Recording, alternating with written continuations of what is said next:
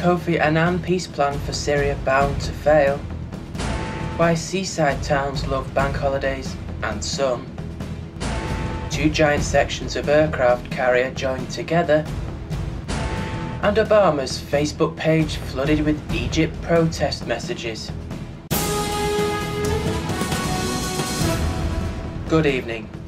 The leader of the Rebel Free Syrian Army FSA said a peace plan put forward by the international mediator Kofi Annan was bound to fail because Syria's government would not implement it.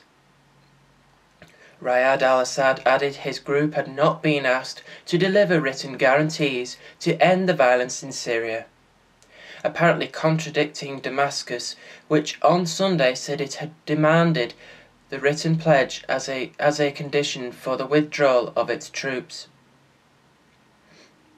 The regime will not implement this plan. This plan will fail, he told Reuters by telephone from Turkey. The rebels had already given a verbal promise to stop fighting if the government did the same.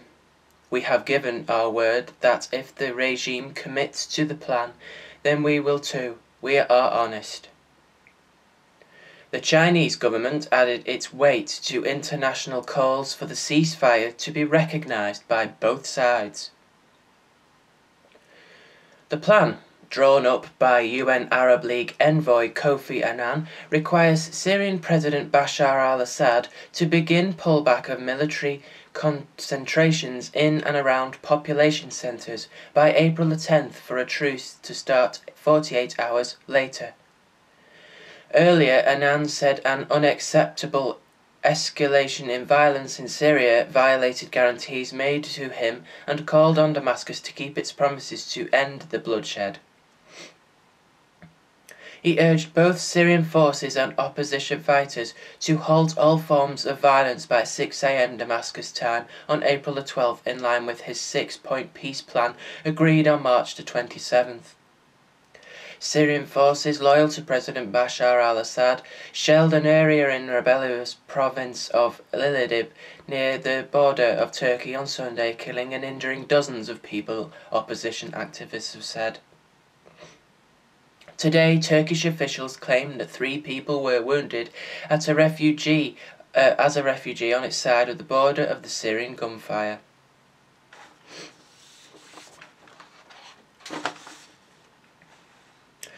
The sun shining, hundreds of people crowding the long golden beach. Shops and arcades filled by throngs of happy day trippers and holiday makers. Much as local business day may dream, that was the opposite of the scene in Margate today. Bank holidays are traditionally boom times for seaside towns which, like Margate, rely on tourism for a significant proportion of their economy. But one rainy weekend can sour the dough when people decide to stay at home or visit indoor attractions.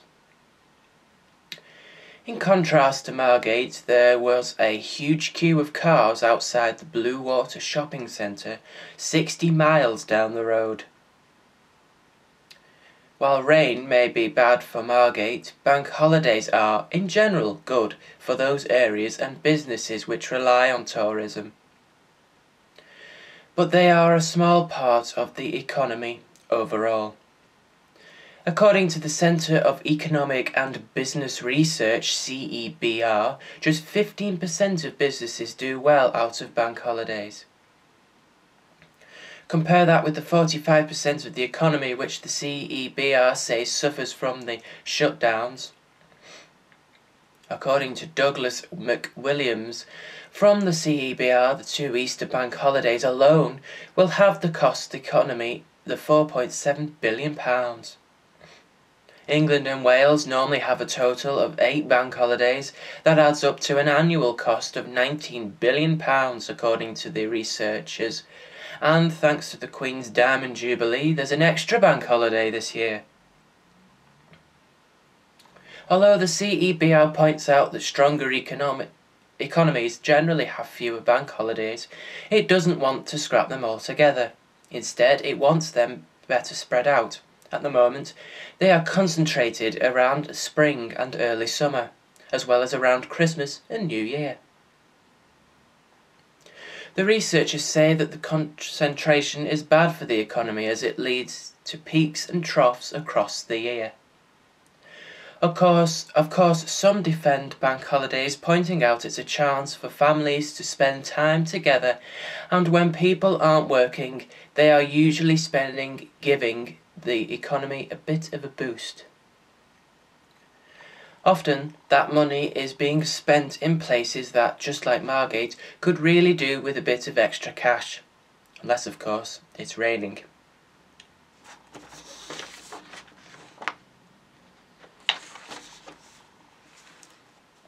Two giant sections of the largest and most powerful warship ever, built by the Royal Navy, were joined together in Glasgow today. The aircraft carrier HMS Queen Elizabeth will join the fleet in 2016. Another carrier, HMS Prince of Wales, has also commissioned and will join the fleet later. It took around 90 minutes to move a 4,087-ton section of the hull 328-foot to join another section of the ship at BAE Systems governed shipyard in Glasgow. 132 remote-controlled transporters were used to inch the section along and line it up with the other piece. Engineers will now spend the next week ensuring that the sections are perfectly aligned before welding them together into a 263-foot long, 11,500-ton hull. Project Director Stephen Carroll said these ships will be the flagships for the nation for years to come. The sections in Glasgow will house 2 engine rooms, a medical area, and accommodation.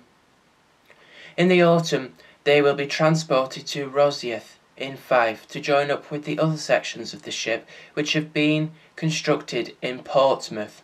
14,000 people are working on the project across the UK. Each of the carriers will be utilised by all 3 sectors of the armed forces and will provide a 4-acre operating base which can be deployed worldwide and will be able to be used in battle and to provide humanitarian aid and disaster relief. And finally, President Barack Obama's Facebook page has been bombarded with comments from supporters of a barred Egyptian presidential candidate. Hazem Abdou Ismail cannot stand for the election after it was revealed his late mother held dual nationality after becoming a naturalized US citizen in 2006. His supporters claim that the paperwork is fraudulent and are calling on Mr. Obama to back their claims. Thousands of people have taken to social networking sites to voice their anger. Mr. Abu Ismail claims the allegations are a plot against him and said he hired American lawyers to help with the issue. And that's it. Enjoy the rest of your evening. Good night.